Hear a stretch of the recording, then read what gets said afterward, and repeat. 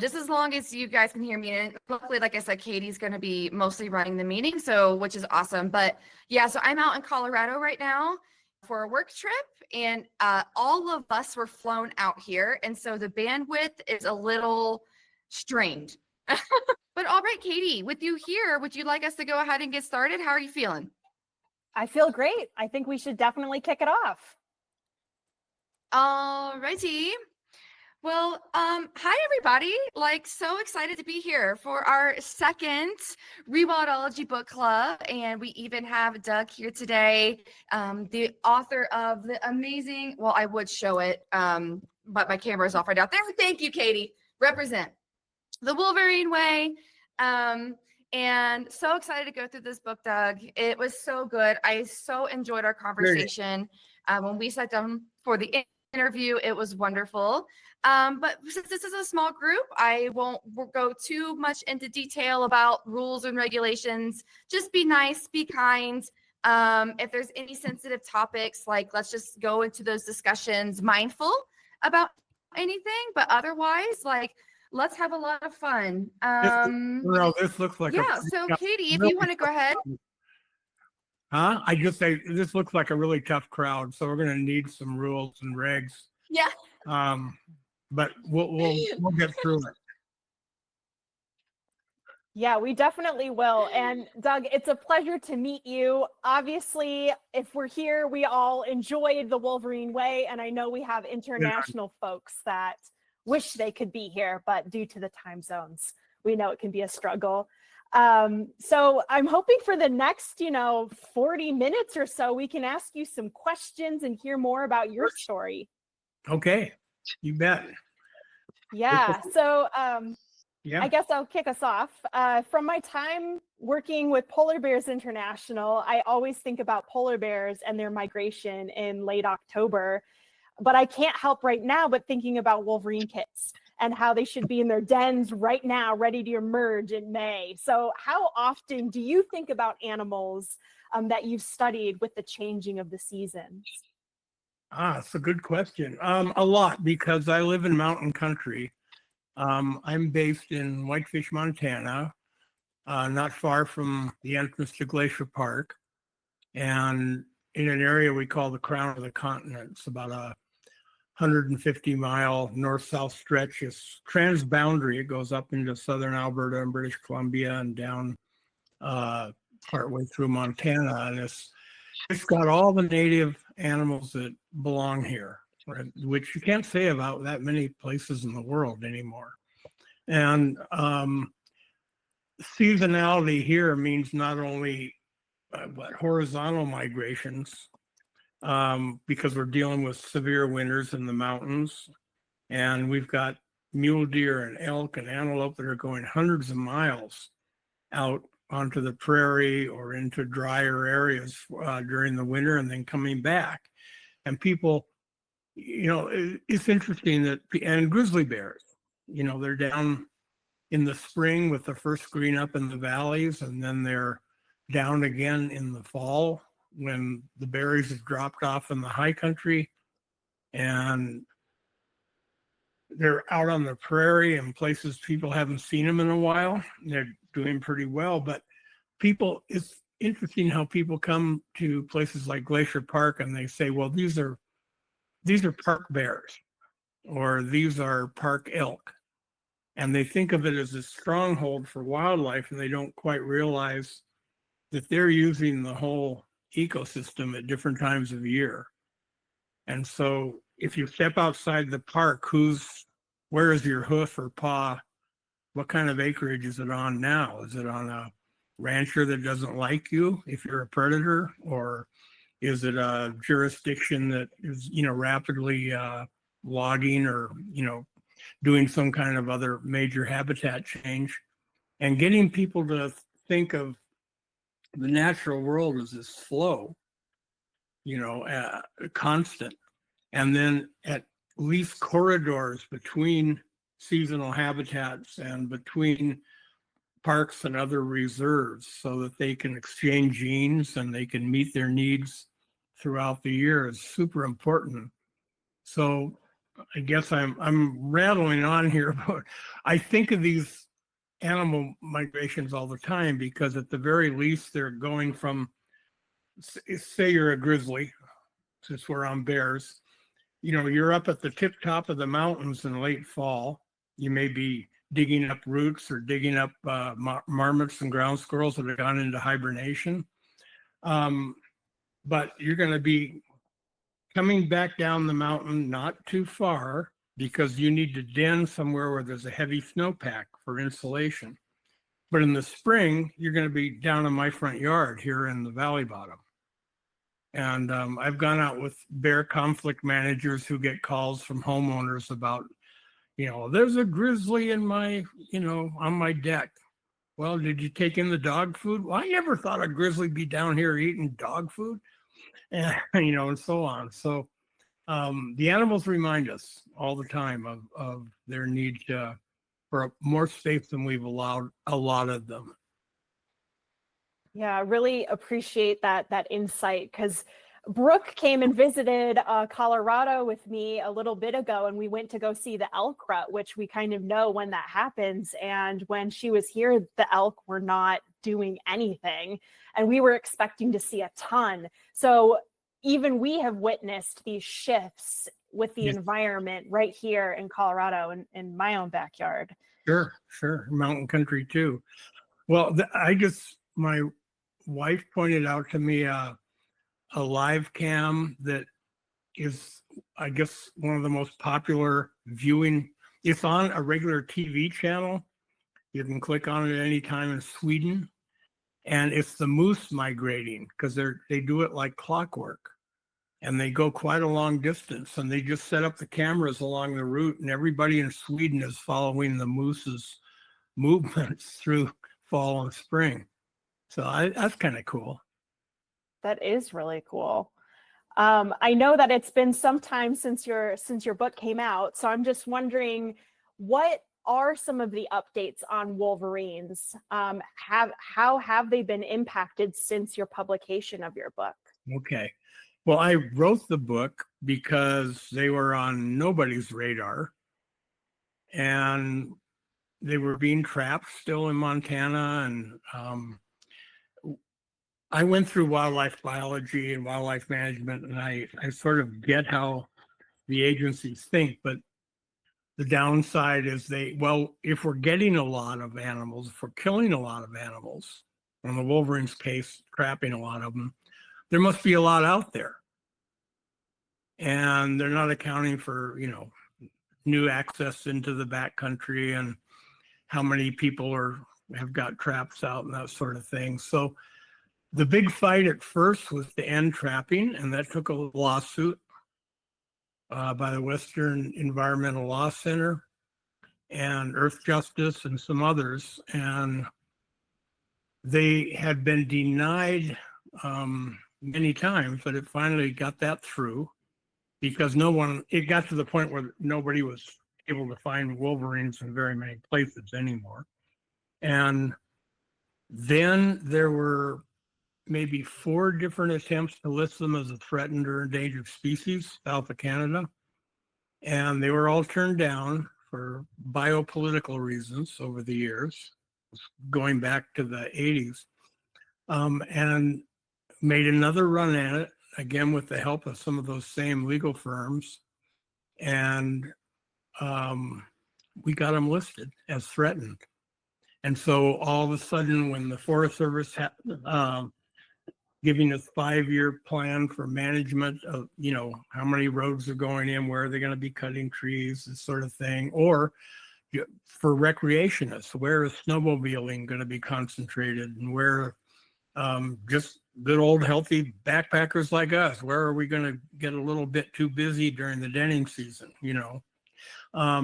They're accounting for that now. So that was a major step, and it was really satisfying to, I wrote the book, but then I spent probably a year doing this kind of thing, Zoom meetings, but also traveling and giving talks. I was like Wolverine's #1 fanboy, Yeah. my cheerleading moves, and anyway, it worked. But now I think we're going to have a real chore ahead of us, not having that listing changed back, because there seems to be a pretty strong movement that will actually get rid of or diminish the Endangered Species Act itself. So Mhm. it ain't over till it's over, right? Right. But Um, things are better for wolverines. They're not all of a sudden expanding into a lot of new places. They're one of those animals that the more you look for them, the more you'll find, because no one was ever really looking before. mm, But what you find when they say, "Oh my gosh, there was a wolverine made it to Oregon." Look, there are 300, about 300 to 350 left south of Canada in the whole U.S., right? But so it was, oh, we saw one in Utah, or one showed up in, I don't know, far eastern prairie. But those are lone males looking for a date. You know, they have to disperse to find their own territory, and they can get led in all kinds of directions. But there are no new resident populations in these places, so it's still the heart of the Rockies here, and not very many wolverines. So good news is they have some protection that you didn't have before, but these are not an animal that cranks out a lot of young. They've got a tough life, and survival rates are low naturally, so they can't just boom back and take off. You better not get me talking too much about wolverines. I'll use up the whole time we have. that's the goal. We're here to talk about wolverines and conservation. Would you say, since your book came out, you know, you kind of said that there's all these misconceptions about wolverines. Have you noticed a shift in people you've interacted with? Oh, sure. Have Sure. they changed kind of their outlook on wolverines? Yeah, because, you know, the bottom line is, with a grizzly bear, you can stick with the old frontier myths and legends, and, you know, make them night roaming monsters, and we got to do something about these enormous carnivores.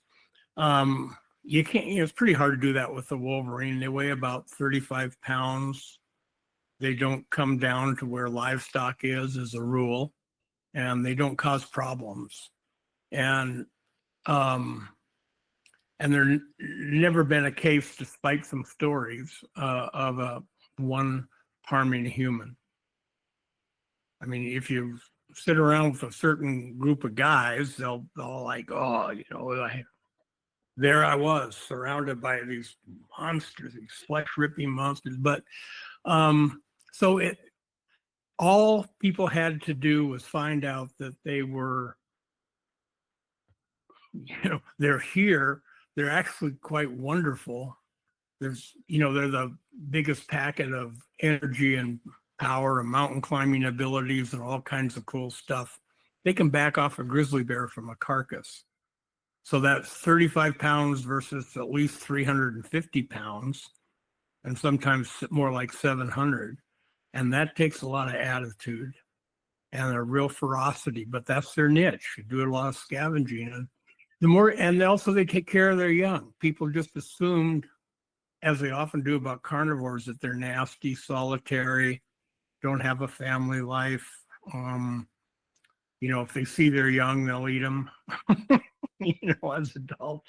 And all that turns out to be bogus. And that was a part of the study we did. But I'd say they're on the radar, and people want to have them. They're talked about reintroducing them in your state, I'm sure you know, and also in California recently.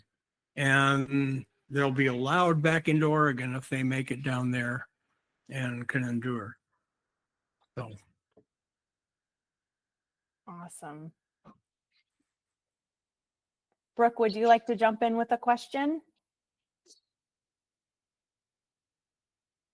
Happy Brooke, can you hear us? to. If my internet goes down again, feel free, Katie. Can you hear me, guys? We Yeah, can hear now we you. can. That's our Okay, internet. my internet is like so bad right now. It is so bad here. Yeah, it's been actually quite an issue. No problem, Brooke. Yeah. I can take it if you need me to. Hold on, I'm Yeah, going to Katie, close the actually, door. just go ahead and take it, dear. I'm so sorry. Can do. I also want to make sure that we do have space for Jennifer, Erica, and Michelle, who are on the call too, to ask some questions. So as I ask my next question, you three, if you don't have one written yet, put one down on paper.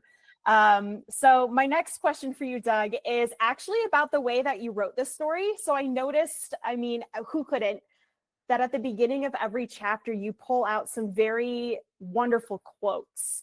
What do those quotes mean to you? And why did you decide to pull these nuggets of wisdom out for each chapter? Well, I think when you go looking for quotes that you feel fit, what you're really looking to do is kind of break out of the this is just about one animal, one type of animal and one type of conservation challenge, and put it in a broader perspective. And also quotes that'll say something you might not feel like you could say, and still in my case pretend that you're a real scientist, and you're not going all woo woo, but that anyway, that's sort of secondary. But I think they're also just quotes that when I come across, I jot them down in a notebook because they mean a lot to me, and I'm sure we all do something of the sort. But I've got your next question for you. Can I ask my own question? Yeah. Okay. You say, Doug, have you written a book since the Wolverine Way? Have you written a book since the Wolverine Way? Yes. By golly, I just have it in hand. Oh, good. It's really good. I've read that one too. I call myself 4/5 of Grizzly, not because I think I'm tough or I really like salmon and berries, but because it was a way to remind people that when we're talking about these species, we share about, as a rule for mammals, about 85% of the same genes. We're genetically identical in terms of the coding genes that make us what we are. And most people don't realize that. And you also sometimes you don't dare tell people, like, well, we can go on from there down the scale, so-called, of the animal kingdom, and you're 40% related to insects and 50%, 60% for fish, and so on and so forth. And I wrote 4/5 of Grizzly. I wrote The Wolverine Way too, because it's about what do we have in common with these creatures. And, we think of it as conservation. I think a bit of, you have to have a certain mindset and a certain amount of empathy, but just an appreciation of animals for their value in and of themselves. Mm-hmm. And we like to protect nature because it's a good thing to do. And I say we have to protect nature because we are nature and we're related to everything out there in ways a lot of people haven't thought of. And, we've got genetic ties, we've got all the shaping that was done by millions of years of evolution. And we also, I'll promise I won't talk about 4/5 of Grizzly the whole time, but there's this fascinating thing for me about the medical community starting to prescribe time in nature for people's health. And about forest bathing and that sort of stuff. People think in those terms, but they're also, the studies show that just spending time in a green space, and it can be a city park, it slows your heartbeat, it lowers your blood pressure, it boosts your immune system, and it integrates your thinking. And so I always think, why is this battle to conserve nature becomes so polarized, because the best single thing we could do for ourselves is have more frequent contact with nature and realize that we are operating on the same principles as all these other critters we're trying to protect that are part of that community. So that's why I wrote that book I just showed you. But and it was fun, but it was not as easy as telling Wolverine stories, you know, up in the mountains where you know people are kind of hiking along with you. Obviously, your storytelling, it's this balance of like storytelling and science. And you know, you can tell that you're pouring a lot of emotion into the books that you write. Was there anything between these books or any of the things you've written that were especially like difficult to write emotionally or even technically?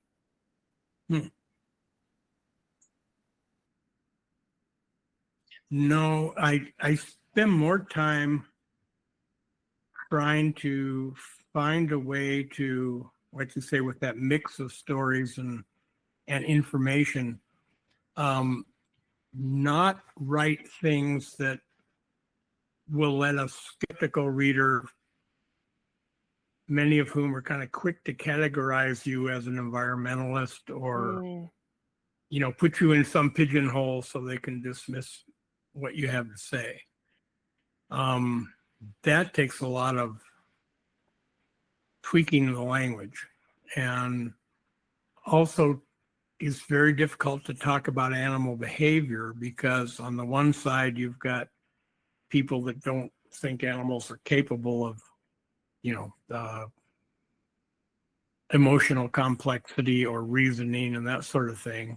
But then on the other hand, you've got scientists who are going to accuse you of being anthropomorphic and turning your favorite animals into humans with furry coats. So those are the things I probably struggle with the most. But say a good story is a good story, and even better if it's true. Yes. You have so many stories that it's just like, wow, what a life to have been able to live, you know, up to this point. I would like, oh, go ahead. Well, no. Hi, somebody new. Yeah, Michelle just popped on. Hi, Michelle.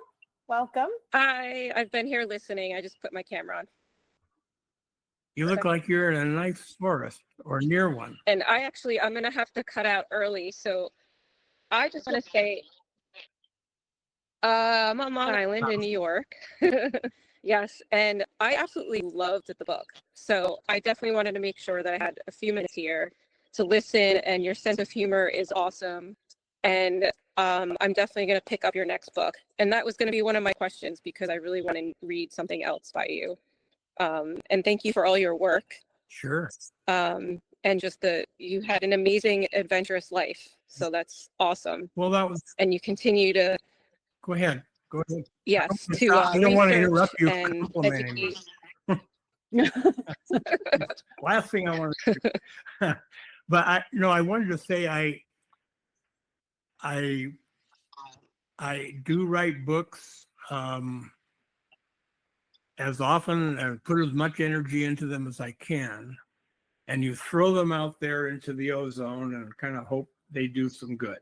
And you can follow up, or I can follow up with giving talks and, writing letters and doing kind of political lobbying. But I wanted to just let you guys know that what I do in between is spend a lot of time working with conservation land trust so that we make conservation agreements. Maybe you know how they work with willing landowners to essentially give up certain development rights, mostly subdivision, of acreage that's in a key area used by wildlife.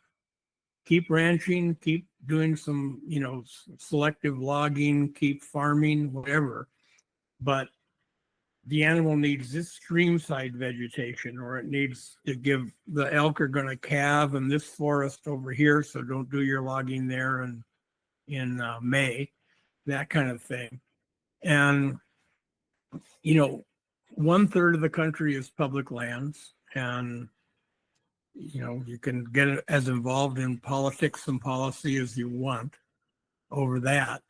And right now, I think you're beating your head against the wall when you're dealing with government agencies, but under this administration. But private lands make up the other 2/3 of the United States, and no one was paying all that much attention to wildlife habitats on private lands. And I work with a group called Vital Ground that I've been doing it for 35 years. I helped found the organization. We so far put conservation easements in perpetuity on more than 1 million acres of land. And there are a lot of land trusts out doing the same. And that feels good, because after I'm driving myself crazy trying to tweak words and make the right paragraph sequence and all that writerly stuff, I can go nearby here and walk on the land that we've helped protect and see the bear prints that are there, see where the moose are coming to drink, or whatever. That means a lot. So I want to make sure I get across. I don't want to just operate at that level. I want stuff I can touch and feel and smell that has been preserved, and that's hard to come by, So I enjoy that a lot. It means a lot to a writer.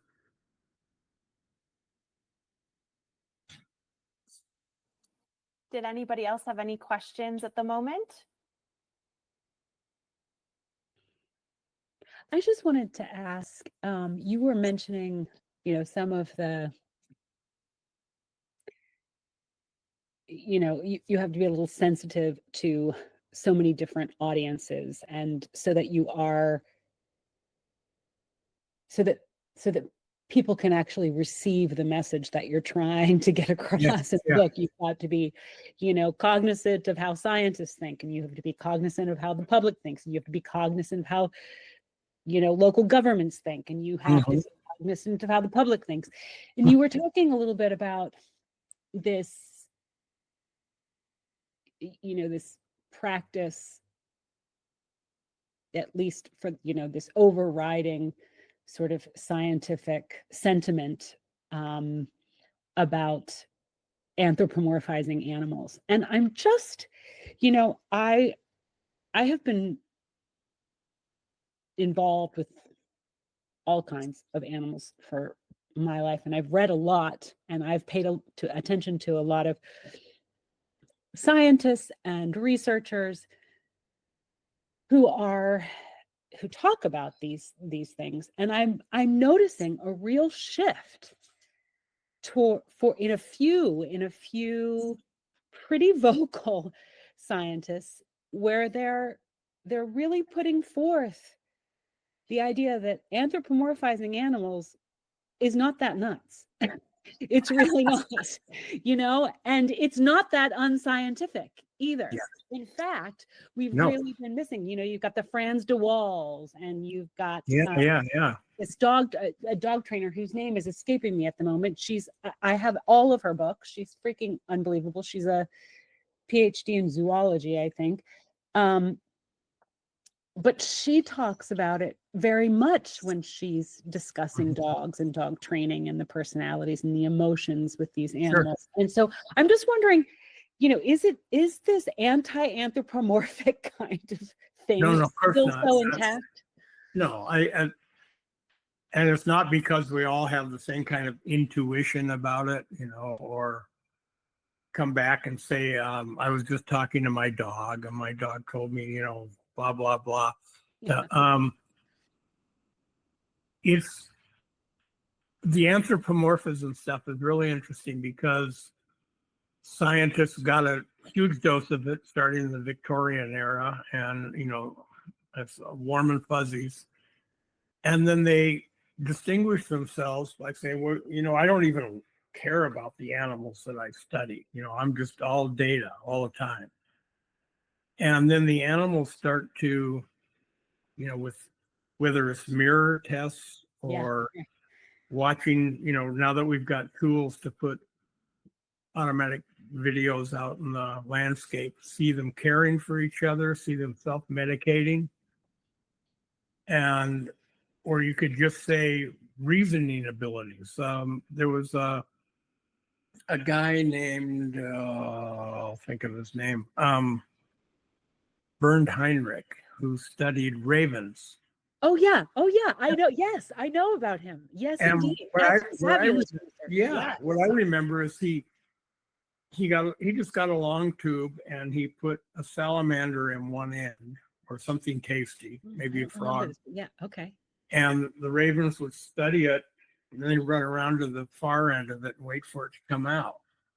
And he dangled meat from a string and the crows would come and they'd pick it up as far as they could, but it wasn't far enough to get the meat. And the raven, wild caught raven would go on the same perch, look at the string, look at the meat dangling on the end, pick up a section with his beak and stand on it, and then pick up the next section and stand on that.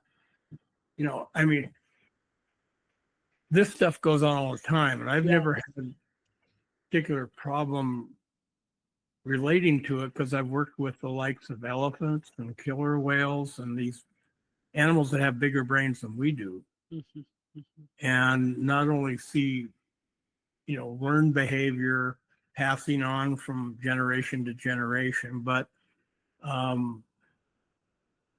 their emotional capacity is huge. Elephants are one of the most altruistic creatures ever invented. A little baby squeaks because it saw, I don't know, a mouse run by. Now, I shouldn't do elephants and mice. Saw a lizard run by, and it just makes it squeak, and all of a sudden, 100 tons of mamas are coming over and forming a circle around it, trumpeting, ears flapping, and they're going to protect that baby. And if that baby or an older elephant gets injured, two of them will get on. Well, one will go on either side of the injured animal to prop it up and walk it to a ranger station in Africa. This has been observed a couple of times, where they know somebody can take care of this injury. Wow. I haven't seen that, but I have seen them bring food and water in their trunks, food in the form of brush, to an elephant that can't move and deposit it with that animal. So, Wow. When someone says, well, these humans are separate, well, and that's the point you make. Yeah, we're not It's separate. so important to Homo sapiens to feel that we are in a whole different category of existence than, as we call them, dumb animals, beasts, fruits. And whether we're talking wolverines, like I was with Katie, or grizzly bears, or whatever it is, most times you find out animals are what, in a given era of human history, what we want and need and either hope or fear them to be. Yeah. It has nothing to do with what the animals really like. It's always about us. And breaking through that is, that's the challenge. And we know you've got religion and philosophy and a whole lot of other things, and our language itself, all working to keep us separate at the top of the pyramid of life, dominant and superior. And, if we don't get over that, I don't know that we'll be able to cope with, now that we've got 8 billion people on the planet. I mean, that is the root of it, really. I mean, you really hit the nail on the head there. That is absolutely the crux of the problem that we're dealing with, is human egocentricity and just self-absorption and superiority complex. Yeah, well, 12, I think we didn't hit 1 million until about 12,000 years ago. 1 million people on Earth. Now we've got 8 billion, all thinking they are the rightful owners of whatever the hell they want, and I that's going to take a philosophical, religious, some kind of major overhaul to get us out of the mess we're in. Yeah. Well, thank you. Thank you for that answer. Thank you, Yeah. Jennifer, for your question. It makes me think of that graphic. I don't know if y'all have seen it where it says like eco-central, where it's like a person surrounded by animals versus like ego-central, where it like has the person on the pyramid. I like eco-central. It's a fun. I have a little, my take on it is, I call it the adapted golden rule, which is do unto ecosystems as you would have them do unto you. love that. Nurture, sustain health, allow to flourish. Yeah, I love that. Fair's fair. Erica, I saw you had your camera on earlier. Did you have a question you'd like to ask? Yes, I finally made it home. I was driving literally this entire time, but enjoying the conversation. Hey, And by Erica. the way, Brooke, congratulations on your release of your like new series on the podcast. I love it so much. I'm so inspired to go to Patagonia. So, but I'm afraid to ask this question after what we just discussed. But one of the things that really struck me in the book was your conversation about hunting and hunting practices and how like we can't eradicate an entire species by being careless, but we also can't pretend like this isn't people who interact with the wild and outdoors. And my husband and I had the opportunity to go to Africa several years ago, and one of the rangers was actually talking about how if and I'm telling this story by way of inviting you to enter into a conversation in this audience, as opposed to writing the book where you have to be mindful of all audiences. But one of his points, this ranger's points, was if we allowed like a trophy hunter to come and kill, let's say, an elephant who was already about to die, we could charge a fee for that. We could use that money for conservation. We could be like ethical in the way that we approach it, acknowledge that this practice is still happening, and actually do good with it. And it was a way of thinking that I hadn't approached before, because I'm just such like a wildlife lover that I was like, all animals are, sacred. But it made me rethink some of my ideas. And you touched on that a little bit, I felt like, in your book, just the idea that like hunting's going to happen, but we need to be sort of responsible or think long term about the consequences to the species. So I didn't know if your thoughts had changed or if you have a different thought in this particular audience, etc. Okay, well, no, really, like speakers always say, good question. But it is a good question. I've been in Africa with, were you in Botswana by any chance? No, at that time I was in South Africa. Okay, well, same, yeah. But they, because they also cull elephants. I mean, they have, you're out there trying to save elephants in one country, you go skip to another one that's taking care of their elephants to an extent, and they're starting to cull them. Well, I noticed in, where was I?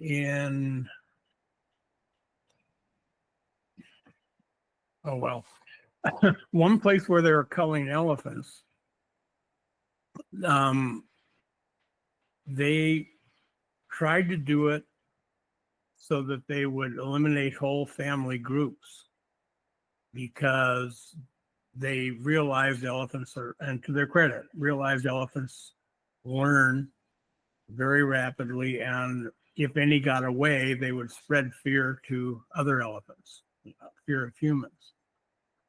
But what they didn't know at the time was the elephants can communicate subsonically. They have a whole language, not a whole language as we think of it, but a great variety of different calls that they issue through the sinuses in their forehead. They're below the range of human hearing, and they travel for miles. So even as they were killing elephants over here, there were groups within, say, a 10-mile radius that were aware of that. And all of a sudden, you couldn't find elephants at a water hole during the daytime. They would come at night, which is a really different thing for elephants. So always with hunting, you want to ask, are you changing the behavior of animals because of which ones you're selecting, especially if you're trophy hunting? And are you changing their genetics? If you're selecting the big tuskers and that sort of thing. I haven't run into a situation where they said, well, if there's an elephant that's dying anyway, you can come and kill it. That's just euthanizing an animal that I think most people can understand. But others will say, well, we've got a crop raiding male that is causing bad PR for elephants, in a whole village. And sometimes we'll put the hunters loose on these guys. And the money goes down to the villages, and we've got more money for conservation, more people interested in protecting elephants, so there'll always be some. But when I investigated the different villages where there was supposed to be happening, I found most of the money from the trophy hunters that they did allow in, and it wasn't a large number, but they were removing the big tuskers, and almost none of the money was getting down to the villagers in terms of families that could use it for health or education of their kids or, food. It was staying with the chiefs and his buddy. So it's really tricky.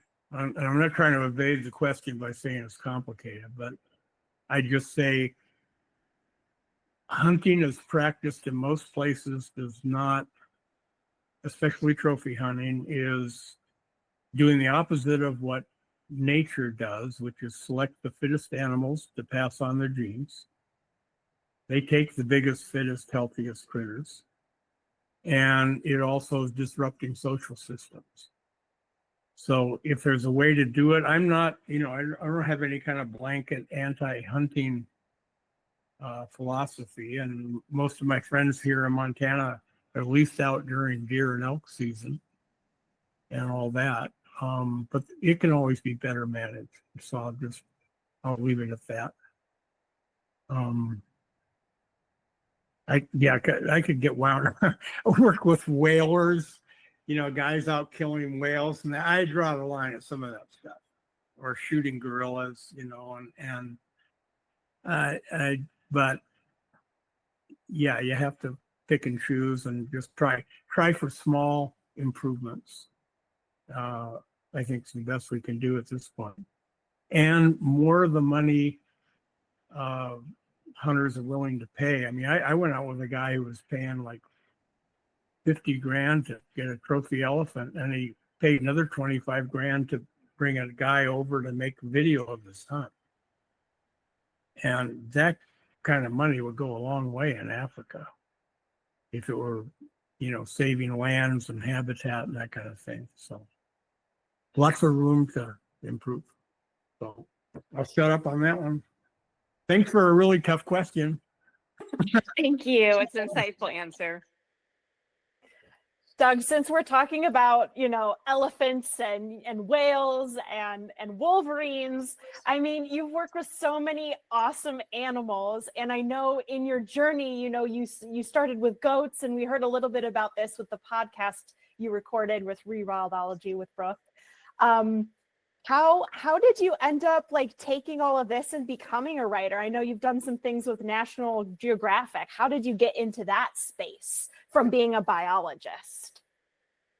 Well, I had back in the goat, when I was a high altitude goat boy, I came from a zoology background. I didn't know a lot about game management, and they were hunting goats unlimited, and they were logging farther into the backcountry all the time. And you could drive up logging roads and actually shoot down on goats. Tells you how extensive those networks were. Anyway, I ran up against a lot of barriers from the agencies. The Forest Service wanted to log, and the Fish and Game wanted to sell more hunting licenses.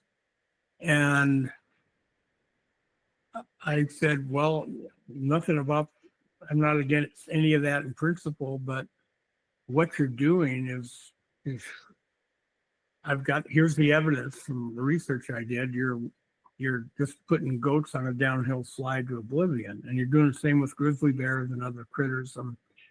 Anyway, I got noisier and noisier the more I realized both what the animals needed and the kind of official inertia in these big agencies, because they're responding to people's social and economic needs, not even though they're called a game or wildlife agency. So that led me to, I just started doing grassroots conservation, and I started writing about it. And one thing led to another, but also with National Geographic, I was studying wildlife populations, wolverine, grizzlies, and goats in roaded and unroaded drainages. And it was real clear that the more access there is, the easier it was to trap or hunt these animals, which were being harvested at too high a level. It was taking them out. And so I needed money to keep doing my study for another year. I went back to Washington, D.C., and I just started going knocking on people's doors, like World Wildlife Fund, National Wildlife, went into Geographic. You couldn't do this today, but it was more of the old school club back in, I'm old, right? This is back in the 70s. And I asked them, give me money. And by the way, I take pictures. I took really lousy pictures, but certainly not Geographic quality. But they gave me a bunch of film. And then later, I was back testifying for protection of a wild and scenic river in this part of northwestern Montana.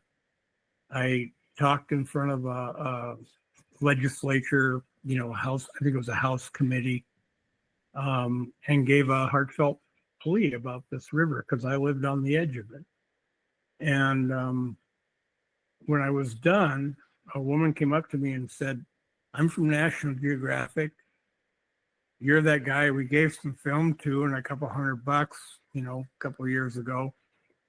And we're doing a whole issue on wild and scenic rivers, and I want you to come over to the office. And I met the editors, and off we went. So that's how I started, by total blind luck, really.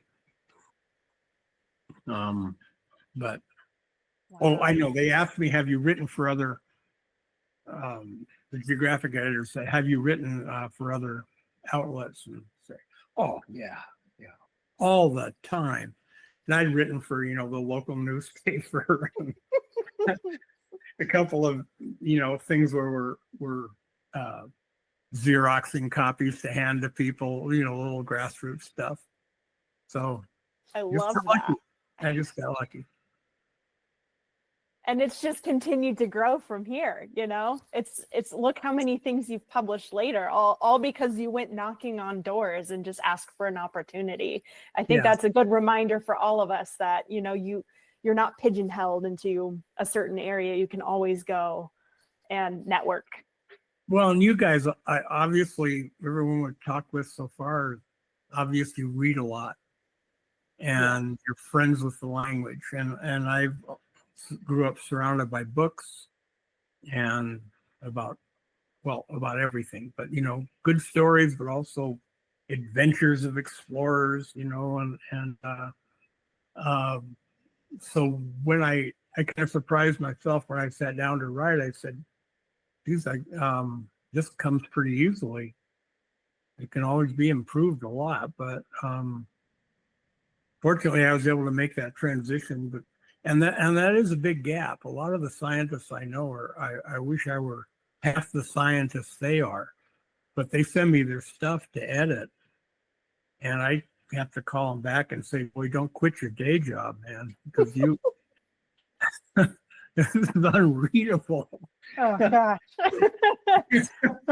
Well, they're very fortunate to have you to kind of, embellish their stories within your books so that they don't have to tell it themselves.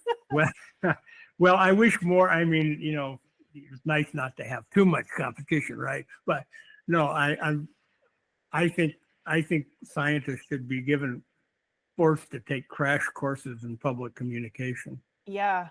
Because Yeah. in our era, the things we talked about earlier, like I'm an academic and I worry about getting grants if I say certain things. Or I'm worried my colleagues will think I'm getting real,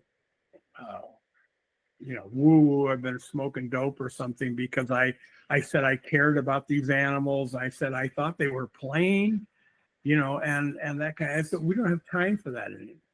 I mean, you guys, maybe that's how you feel, but you need to be able to write about all this and share, your interest, experience, and what it's going to take to keep those animals in our world. Yeah. And that's why Brooke started Rewildology and why I'm here for this book club, so that we can open up and have these conversations. Yeah. Because as communicators, we really want to communicate the conservation stories and connecting people to our planet. Sure. To create these meaningful actions that we know. How can you not read this book and want to just go like see Wolverines and like save Wolverines and like, watch them snarl at you through these awesome traps that you went into great detail explaining how these are even built. It's like that someone figured this out. What? It's just it's so cool. Yep. It's so cool. Well, I don't know what about you guys. That's what keeps me going is you can tell people, well, I'm out there in the field in pursuit of knowledge and truth and justice in the American way, but it's mostly like, wow, it's really exciting. All you have to do, you don't have to be brilliant. You don't have to be high tech. You need to be able to sit on a cold mountainside in a blizzard and keep your telescope on, and you're going to learn something new that you had never thought of before about this animal. Yeah. Or whatever it is, if I didn't start scuba diving until I was, fairly well along in years, as they say, but I said 71% of the earth is, ocean, is water. And I don't know anything about what's going on under there. And so that, I'm sitting around swapping Grizzly and Wolverine tails with people. It's like, I gotta get busy. And then 85% of the species identified, of the 1.2 million species identified so far on this planet, are insects. And I had another, revelation, like, oh, I don't know anything about them either. and I better get busy. And so I ended up doing a couple of geographic stories on insects. There are 5,000 or 6,400 species of mammals on the whole planet. There are 400,000 species of beetles alone on the planet. And they've each got their own chemistry, their own behavior, their own niche in these ecosystems. And I thought, I'm never going to learn all that much. Heck, we got millions more to probably identify, but I can at least start to get a handle on it. And it turns out it's not that hard because all species operate kind of the same basic principles. So one of the most fun adventures I had was being in the Australian rainforest up in the northeast part of the country and studying weaver ants, which live in these colonies that are interconnected. And they farm in the sense that they farm livestock. They've got smaller aphid-like creatures that they tend on plants. And they've got these amazing defense systems and communication systems. It's a matter of chemicals, pheromones, and, body movement. And they've got a syntax, like, they're constructing messages by how they mix the chemical signals and the behavior and communicate. And you go piss off one of these ants on the edge of a leaf, and about 20 seconds later, you got a million coming your way to bite you. Wow. They control whole sections of the forest. Who else can live there? They just, I mean, it's like working with nanobots or something, you know, Yeah. there's a different way of thinking. The individual ant doesn't know all that much versus group consciousness. And this kind of the thing they study in, you know, they look to the ants for urban planning and crowd, you know, movements and that kind of thing. And it just keeps opening up stuff wherever you look. I think we're all a little bit of lifelong learners, Yes. clearly, because we like to pick up books and learn new things. And you mentioned that you are a reader as well. So since this is a book club, the last question I'll ask you is there a favorite book that you have or a favorite author that we should check out? Ooh. Well, since we've got an all-female audience, I'm going to recommend a new book by Diane Boyd, Boyd. It's called A Woman Among Wolves. And she's dealing with a lot of the same things we've been talking about: public perception, management, and of course, wolves are an issue that here in the Rockies, live cowboy country, that, man, it just gets polarized beyond belief. But she studied wolves for 4 decades. A lone woman, often, you know, by herself, up Wow. tracking wolves. And the first wolves to come back from Canada in half a century, she was there tracking it. And they're all soap opera stories. Each of these individual wolves, it's amazing stuff. But she's a great scientist and has worked in Italy and Romania with wolf researchers and that sort of thing. So the book is called A Woman Among Wolves, and that's really well worth reading, because she gets at a lot of the same issues, but she's got a lot of good stories along the way. So, Awesome. but Thank you. I'm trying to think of, well, if my brain starts to work a little faster, I can always get a hold of Brooke or maybe you, Katie, and just let you know. There's so many books that have influenced me, and one of them is I Contain Multitudes, Mm. and it's by Ed Yong, Yong. And if you want to look at the microbial world and our interaction with, you know, what really runs nature and nutrient cycles and genetics, he's a marvelous writer. He writes the New York Times and other, I mean, good popular writer, but boy, that guy can cram more fascinating and newly discovered science into one book than anybody I know. So that's another suggestion. From wolves to bacteria. Love it. I love just like it's like the circle of life. We've got all these different living elements that we get to share in our world, Yep. which I just love so much.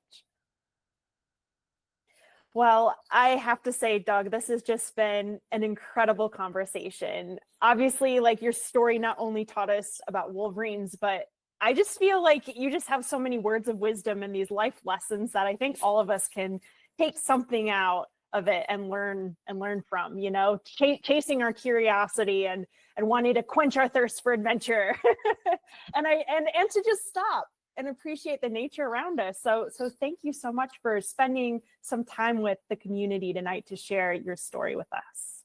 Always a pleasure to meet another Wolverine groupie. Yeah. So, yeah. Got one. And there weren't very many in the world when I started studying Wolverines. So it's great to hear. But also just I really enjoy the discussion too. So thanks very much. Thank you very much. It was awesome to meet you. Really appreciate it. Likewise. All right. Awesome. I think I'll jump in here really fast. Hopefully you guys can hear me okay. Can you hear me okay? Yeah. I think most of the office has left, and so the bandwidth is a lot better now. So awesome. Well, Katie, that was amazing. You did such a great job. Thank you so much for the conversation, Jen, and everyone who tuned in. And of course, Doug, could not be more appreciative for you engaging with us and continuing to share your beautiful stories. And I also want to announce the next book. It's actually your friend. I know you know this book very Yeah, well. This is Yep. the next book, everybody. It's to go in alignment with the brand new Patagonia series that just dropped for Rewildology. So, and Jim has already agreed to come to the next book club. So you're going to have to tell him that it was awesome and that you had fun, right? Well, and let me tell you before we sign off, I talked about the land trust I work with. The author of that book on pumas works for a group called Heart of the Rockies, and he does land trust work as well. And I visit with him all the time about prospects that we can jointly go protect. So it's interesting how these, well, you know, it used to be I just go talk to him about wolverines or pumas, but now land trusts and getting all we can protected while we still have time for that space gets developed. We're both obsessed with it. So you can pound him with questions on that. Okay. Yeah. Awesome. We sure will. Yes. All right. Mhm. I don't doubt it for a minute, Katie. All Well, right. So good to see you all. Thanks again for tuning in. And yeah, enjoy the rest of your Thursday evenings. Will do. You too. All right, thanks. Thank you. Thanks Bye-bye. so much, Doug. Bye.